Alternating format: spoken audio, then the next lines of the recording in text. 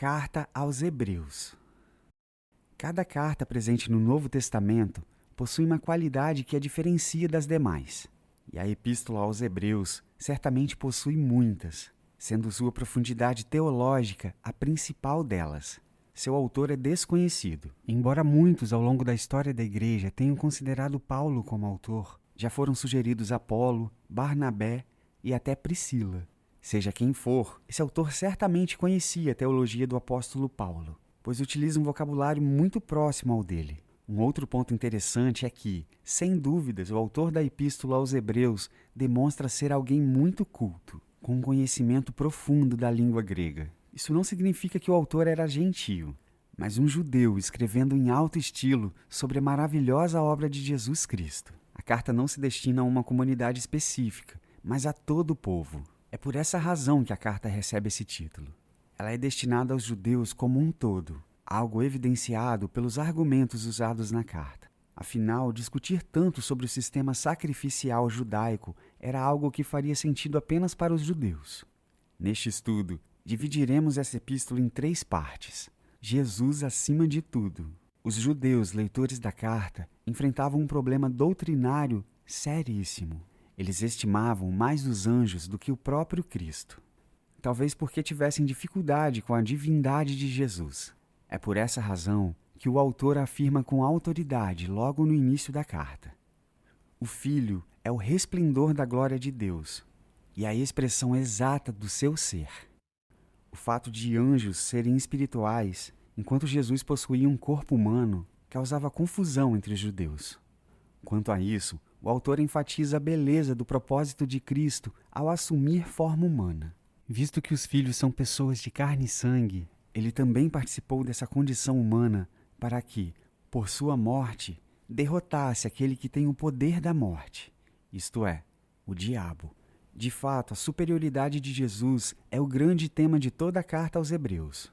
Afinal, Jesus é o ápice da antiga aliança, o princípio de toda a criação e a autoridade máxima de todo o universo. Escrevendo a judeus que reconheciam a importância de Moisés, o autor afirmou: Jesus foi considerado digno de maior glória do que Moisés. O sacerdócio de Jesus. O tema do sacerdócio é relevante ao longo de toda a Escritura. Deus criou um sistema sacerdotal forte e complexo na antiga aliança, de forma que houvesse uma mediação entre o povo e Deus, e um culto guiado pelos sacerdotes de forma que agradasse ao Senhor. A carta enfatiza muito o fato de que o sacerdote da antiga aliança necessitava realizar sacrifícios em prol do povo pecador, mas também em prol de si mesmo. Isso porque ele era um homem pecador, representando as pessoas diante de Deus. A nova aliança, feita através do sangue de Jesus, também é feita mediante um sacerdote. Mas este sacerdote é o próprio Cristo. Sendo Jesus o sacerdote da nova aliança, esse pacto ganha um poder que nenhuma aliança jamais teve. Jesus não precisou realizar sacrifícios em prol de seu próprio pecado, como os antigos sacerdotes faziam. Ele também não era apenas um homem representando o povo. Ele é o Deus-homem, representando o Senhor para nós e nos representando diante do Senhor. E este é um motivo de alegria e consolo, como o autor enfatiza. Apeguemo-nos com firmeza à fé que professamos, pois não temos um sumo sacerdote que não possa compadecer-se das nossas fraquezas, mas sim alguém que, como nós, passou por todo tipo de tentação, porém sem pecado. Uma fé que persiste. Talvez um dos versículos mais conhecidos de toda a carta seja este. Ora, a fé é a certeza daquilo que esperamos e a prova das coisas que não vemos.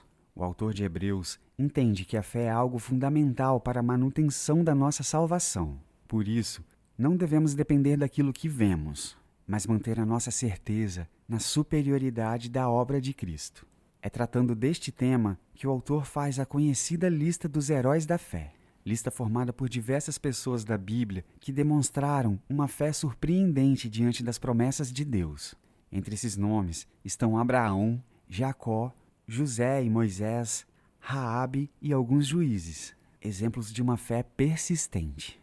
Apesar de a lista não ser pequena, o autor de Hebreus ainda afirma não ter tempo para citar tantos outros nomes que, pela fé, conquistaram reinos, praticaram a justiça, alcançaram o cumprimento de promessas, fecharam a boca de leões, apagaram o poder do fogo e escaparam do fio da espada.